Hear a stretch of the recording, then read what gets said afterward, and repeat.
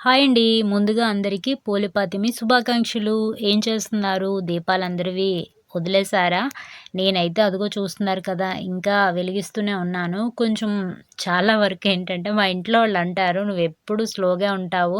ఫాస్ట్‌గా చేసుకోవాలి కదా!" అని. కానీ అదేంటో తెలీదండి. ఎంత ఎర్లీగా లేచినా లేట్ అవుతూనే ఉంటది. అందరూ ఫాస్ట్‌గా చేయలేరు కదండీ!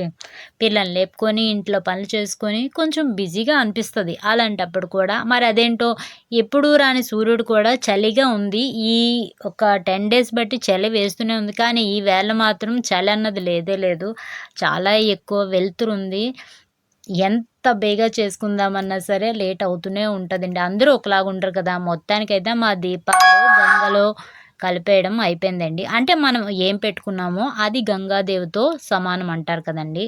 అంటే మనం చాలామందేంటంటే బీచ్‌లకెళ్తారు, ఆవలకెళ్తారు అక్కడికే వెళ్ళాలని లేదు.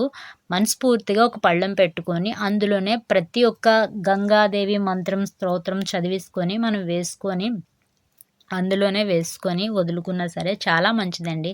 మన ముందు ఏదుందో అదే మనకు అద్భుతంగా మనం చూసుకోవాలి. మా హారతయితే ఇచ్చేయడం అయిపోయింది. ఈ సంవత్సరం పాటు శివ పూజ, కార్తీక మాసం మొత్తానికి కంప్లీట్ అయిపోయింది. Anyway bye.